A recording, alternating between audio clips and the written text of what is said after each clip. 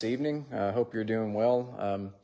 Appreciate Glenn for helping us out tonight because, well, I told him that, Don's at his granddaughter's ball game and it's their first game at the high school, and so he wanted to be with her for that. And Stephen is having one of his tires on his vehicle worked on tonight. So if we didn't have you, it'd be me up here, Glenn. I appreciate it. On Wednesday evenings, we've been doing a series on worship, and recently we've been doing a sub-series on God, still within the worship topic, but talking about God. We've been talking about God because we said, well, we can't worship a God we don't know, right? We went to, among other places, Acts 17, because in Acts 17, Paul was talking to the citizens of Athens, and he said they couldn't worship God the way that God would have them to if they didn't know anything about who he really was. And Paul went on to preach that sermon in Acts 17, and he said that the God of heaven was in contrast to all those gods they had there in Athens, that the God of heaven doesn't dwell in temples made by man's hands. He's not served by man's hands as though he needed anything. He's a giver. He gives to all mankind life and breath and everything. And so Paul made it pretty clear to the citizens of Greece that the God of heaven was quite a bit different from all the other gods that the ancients worshipped. And we'll talk a little bit more about that in a moment. And Paul concluded that sermon. You remember Acts 17:30, what he said there. He said that the times of ignorance God overlooked, but now he commands all people everywhere to repent. And the goal, Paul told the people of Athens, was to change their minds and ultimately change their conduct and obviously turn to God and start living for God. To develop an attitude that says, I want to please God. And if we develop that attitude, if we start loving what God loves and hating what God hates, well, wouldn't that make worship a little bit more fulfilling for us? Isn't it possible we might get more out of worship, as we say? And hopefully our class tonight, what we're going to be discussing, will help get us towards that goal of being true worshipers and understanding God better. We're going to be talking about the nature of God tonight. And we'll be in John 17 mainly. That's where our main points are going to come from. And we'll have about 5 of them as it pertains to the nature of God. But we'll try to go through it fairly quickly. When we think about the nature of God, we can't really start off the nature of God without talking about, number one, he's the one true God.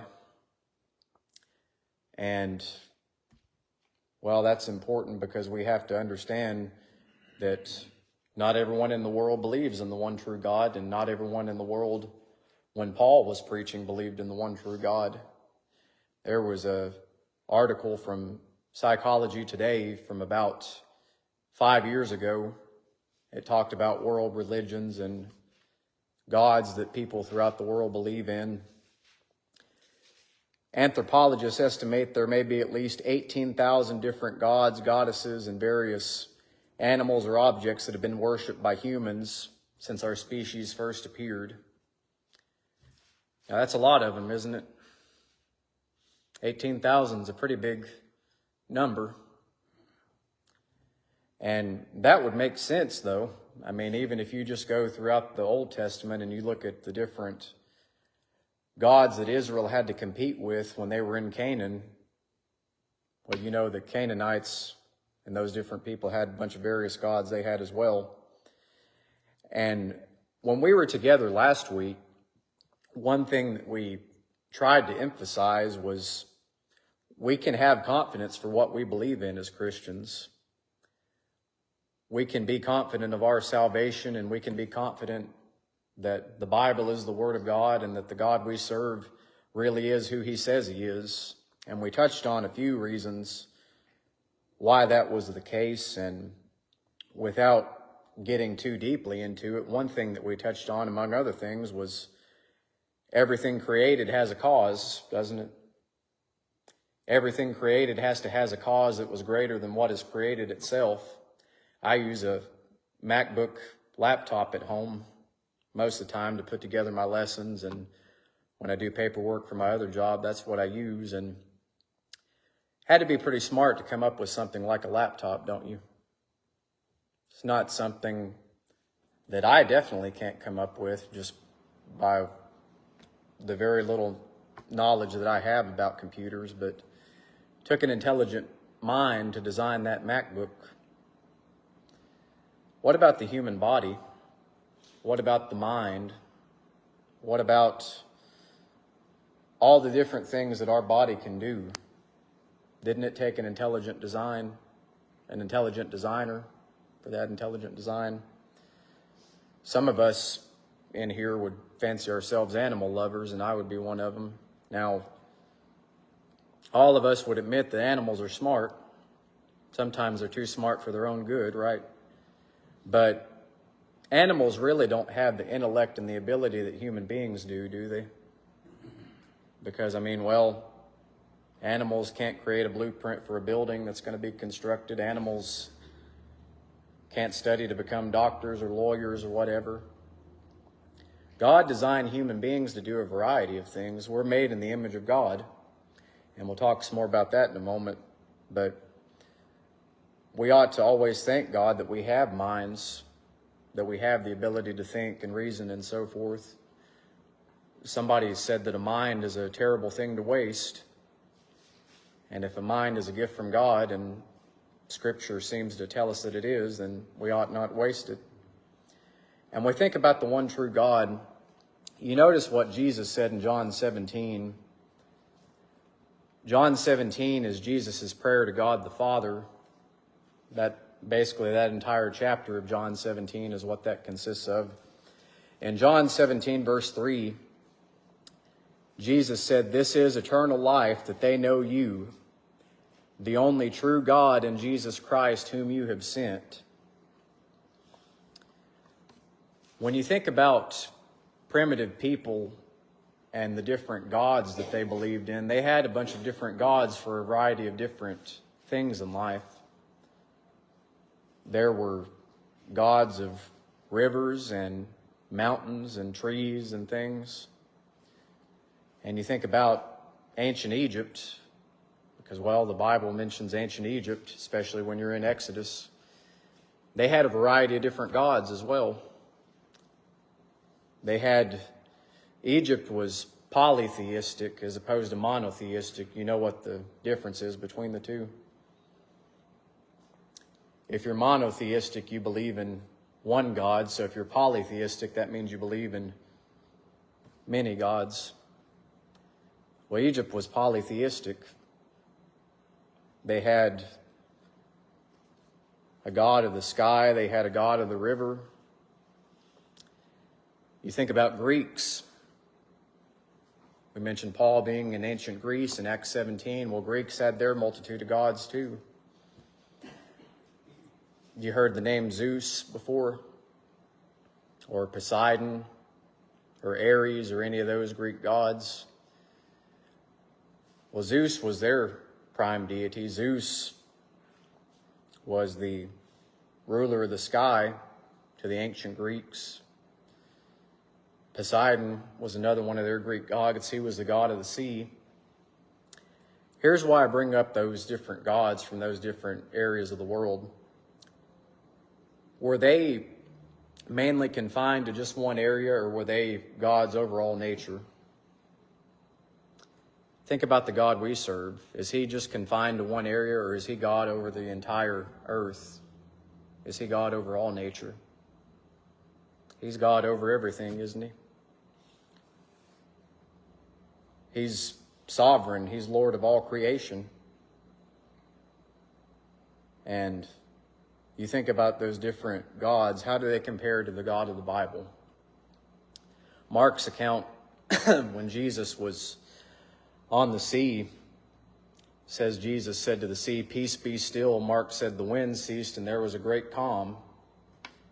So Jesus had power over nature. And Jesus was involved in creation too. The Old Testament says that. You remember in the book of Genesis, you remember the plural pronouns from Genesis chapter 1 probably. Let us make man in our image. Remember, that was God speaking there, but why did he say, let us make man in our image? Who's us? Who's our, if God was speaking? Well, it had to be God the Father, God the Son, and God the Holy Spirit. Had to be talking about the Trinity. We're talking about the one true God and the Trinity. I wanted to address something that some people charge Christians with because, well, when you say to some people in the world that we believe in the Trinity, we believe in God the Father, God the Son, and God the Holy Spirit, some will say, well, aren't you monotheistic? How can you say you believe in one God and say that there are three parts of God? Do we believe in one God or do we believe in three? And the short answer to that is, well, God the Father, God the Son, and God the Holy Spirit all share the same essence. And how could we illustrate that? I wanted to give an illustration of water. Does water just exist as a liquid, or does water also exist as ice and as vapor? Well, water can exist as ice and vapor too, can it? Those are all still the same element. They're just in three different personalities, if you will. Same thing with God. God the Father and God the Son and God the Holy Spirit have the same nature. And there are several times in the Gospel of John, and we won't look at every passage tonight where Jesus makes statements like this, but there are several times in the Gospel of John where Jesus made statements like, I came not to do my own will, but the will of him who sent me. See, he was talking about God the Father there. My teachings are not my own, but the Father's. Again, he was talking about God the Father. Jesus talked about the Holy Spirit in John 15. He said that the Holy Spirit would be sent. How do we have access to God the Father according to the New Testament? Don't we have access to God the Father through God the Son? Paul says that in Ephesians. He says in Ephesians, we have access to God the Father through Christ in the Spirit. Different individual personalities of the same God. Paul wrote to the church in 1 Thessalonians 1 verse 9, you turn to God from idols to serve the living and true God. Now you see there, he's still talking about God being one, even though you have the Godhead or the Trinity, whichever you want to call it. God is still one.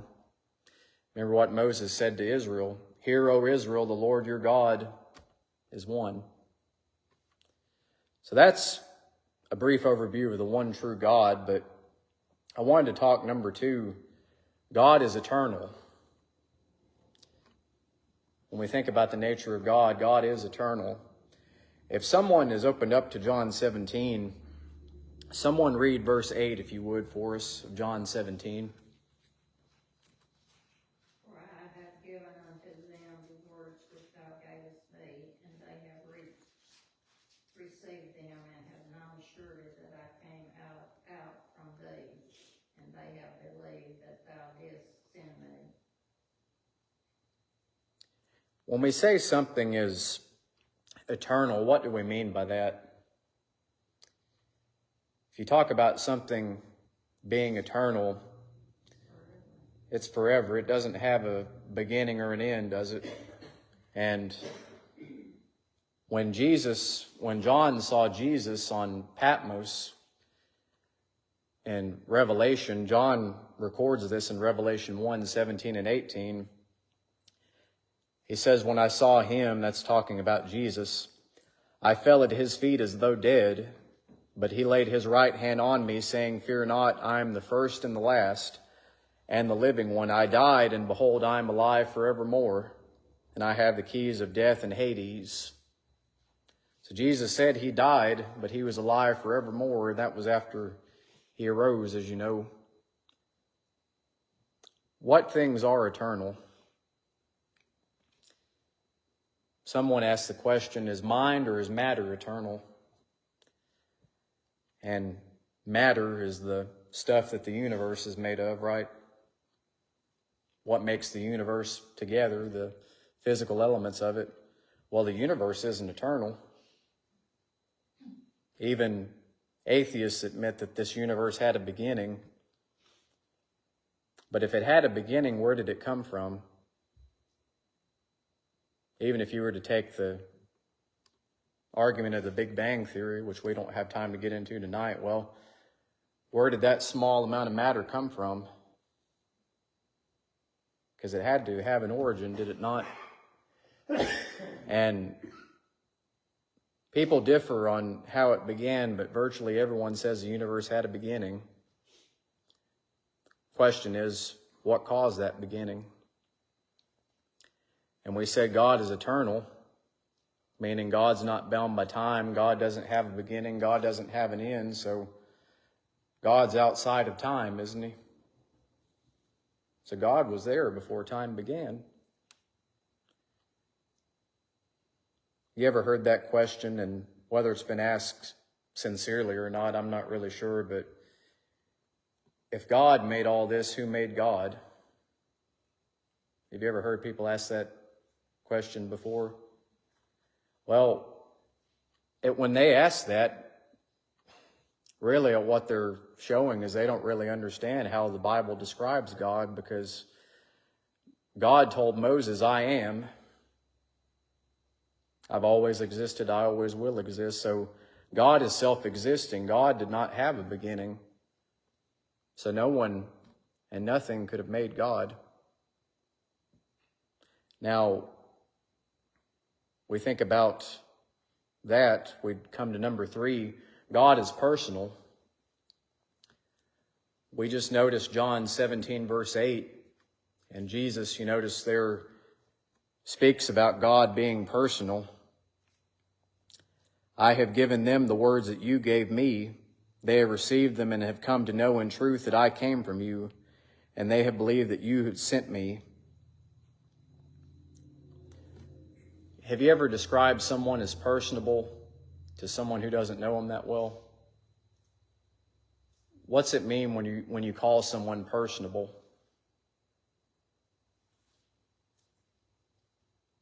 Likeable, maybe. They're pleasant. They want to get to know people. How well does God know us? Wouldn't you agree that God knows us better than we know ourselves? Because God knows everything that there is to know about us. Jesus said that the very hairs of your head are numbered. Is God distant? Is God aloof? Or does he desire us to come to him to get to know him better? Does God want a relationship with us, in other words? Well, God wants a relationship with us because Jesus said there in John 17, God provided the Son that we could come to know God, didn't he? And there are several reasons we know God is personal. One thing we mentioned a moment ago was that you and I are made in the image of God. Genesis 1:27 affirms that. And when we think about being made in the image of God, one thing we've said before is that we know being made in the image of God isn't talking about a physical image, because God is spirit. God has no physical image. But it just means that we resemble God in some ways. We resemble God because we're able to think, we're able to communicate, we're able to understand right and wrong. We're able to have relationships in our life with people. Isn't God capable of all those things? He is. So we're made in the image of God as well. And God is personal because Paul said we're God's offspring in Acts 17. We said a week or two ago that there's a sense in which God is a father to every human being on this earth, Christian and non-Christian, because every human being has their origin with God.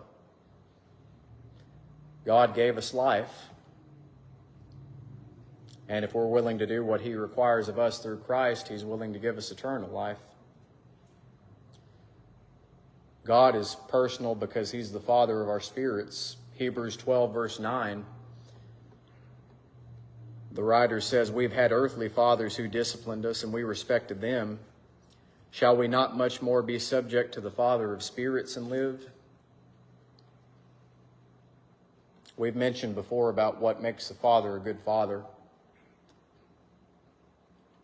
One thing we said that good fathers do is they seek after the welfare of their children. They do all that they can to ensure their children have a stable and secure future. And God obviously does that for us. If we're persons, one writer said God is a person. Number 4, God is a father. In John 17, Jesus called God Father 6 times in this chapter. He called him Holy Father in John 17:11. He said, I am no longer in the world, but they are in the world, and I am coming to you. Holy Father, may be one even as we are one. You notice that Jesus, as far as his followers were concerned, are to have unity. Jesus prayed that his followers might have unity. And there's something to be said there about unity because, well, Jesus prayed for it here in John 17, and Paul pleaded with the Corinthians to have unity in 1 Corinthians 1. So there's this emphasis on unity all throughout the New Testament. And you go to the 7 ones, that would be another passage in Ephesians 4. That would also emphasize unity. Jesus called God righteous Father in verse 25 of John 17. Righteous Father, even though the world does not know you, I know you, and these know that you have sent me. What does it mean to be righteous? What does it mean to be holy? Is being righteous and being holy the same thing? Are they similar things? Holy is talking about something separated from other things. Is God separated from human beings? Is there a sense in which God stands apart from human beings? God's in a different realm than us, isn't he? How is it that God stands separated from men? Well, God is untainted by sin. You and I can't say that. God stands apart from sin. God is absolutely holy. Are Christians holy? If we're holy, we're only holy in a relative sense. We're not absolutely holy like God is holy. But we are considered to be holy because we've been set apart from the world by our obedience to the gospel. What about the word righteous? Are God's morals ever twisted? Does God ever get his morality mixed up or confused? Or does God understand what's right is right and what's wrong is wrong? He knows that, doesn't he? We don't always. We sometimes get it perverted. But God is righteous.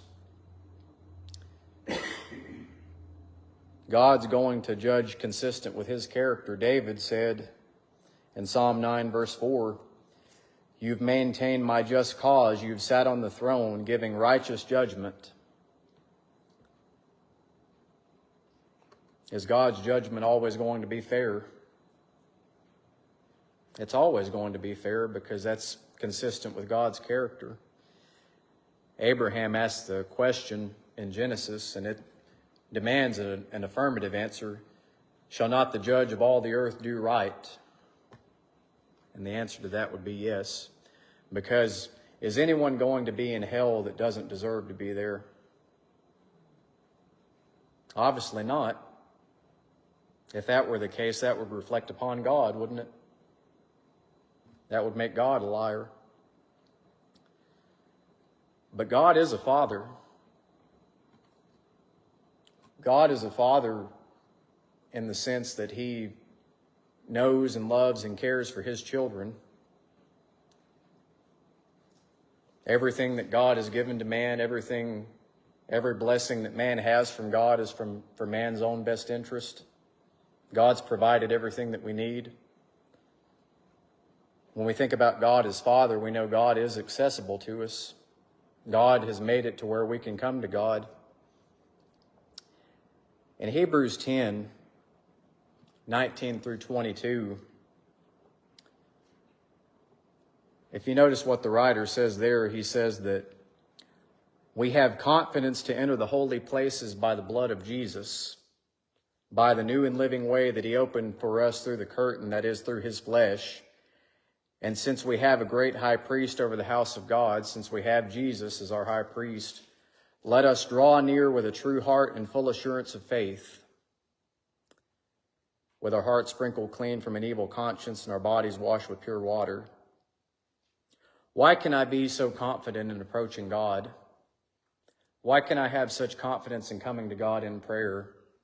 Is it because of my own worth, or is it because of what Jesus has done and what Jesus continues to do?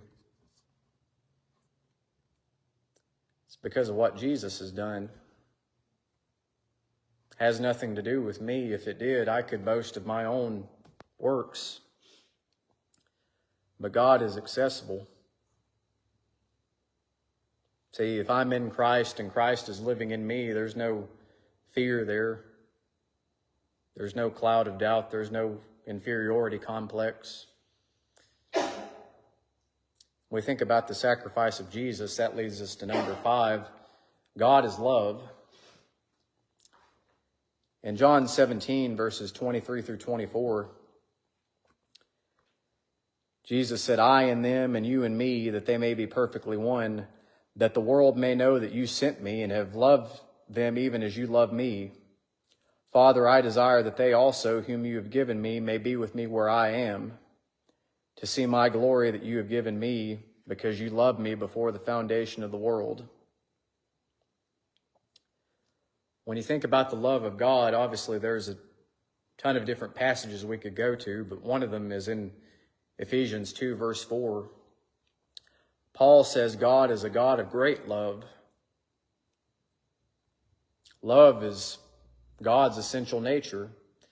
You probably remember 1 John 4, verse 8. Anyone who does not love does not know God, for God is love. Now you notice it said there that John didn't say God loves, he said God is love.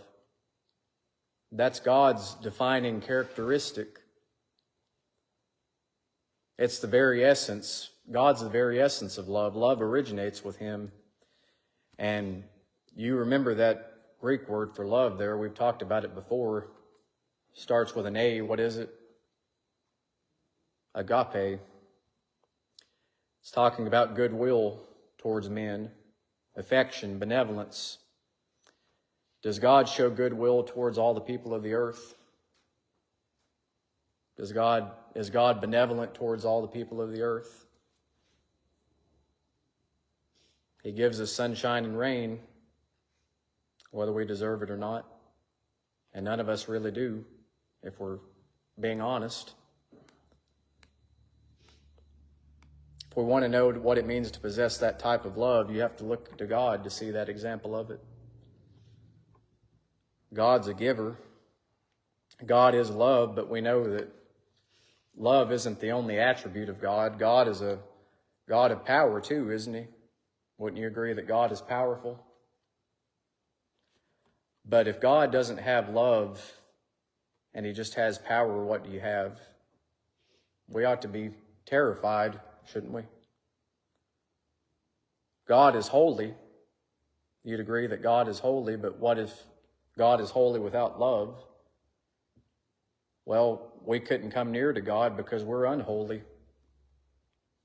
We're only made holy by Christ. How did God show us his love? How did God reveal it? Didn't he reveal it through his Son? In 1 John 4, verses 9 through 10, John said, "The love of God was made manifest among us, that God sent his only Son into the world that we might live through him. In this is love, not that we have loved God, but that he loved us and sent his Son to be the propitiation for our sins." How can God be a just God and justify sinners? And the answer is in Jesus. It's only because of Jesus and his sacrifice that God can be just and justify sinners. That's the simplest explanation, because how much sin did Jesus have? Hebrews 4:15 says he was tempted in every respect as we are, yet without sin. John the Baptist called him the Lamb of God who takes away the sins of the world. That's how we come to know God. Any comments or questions on anything?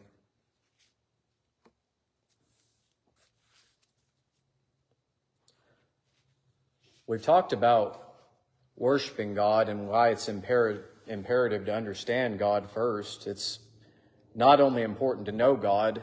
As we think about worship, it's important to know God for the security of our soul. Paul in 2 Thessalonians chapter 1 was looking ahead to a time when Jesus would return. He said when he would be revealed from heaven with his mighty angels in flaming fire, inflicting vengeance on those who do not know God and on those who do not obey the gospel of our Lord Jesus Christ. They will suffer the punishment of eternal destruction away from the Lord and from the glory of his might. It's worth noting there that Paul talked about two different groups, those who do not know God and those who do not obey the gospel. The first group that he was mentioning are those without a knowledge of the true God. We might think about the Gentiles in the first century world, the ones that didn't have the law of God, didn't really understand a lot about the God of the Bible, but they had evidence that there was a creator. And that second group, those who do not obey the gospel, would be talking about individuals who had been exposed to the truth but refused to obey it. If a person is going to believe on Christ, we know there are facts that are to be obeyed. There are commands to be obeyed. If I refuse to let Christ pay the penalty for my sins, who's going to pay the penalty for them? It would have to be me. We can't fully comprehend God because God is so different from us. God's nature is so far above and beyond what our nature is, but we can come to know God. We can come to love serving him. And his word tells us how we can know him. Knowing him means understanding his nature. Knowing him means submitting to him in faith, repentance, confession, and baptism. We're here to assist you with that tonight if you need to do that. If you need to put Christ on in baptism. If you have done that, but you need prayers for something amiss in your life, if you need to rededicate your life tonight, we'll pray with you and for you, whatever it might be, as we stand and as we sing.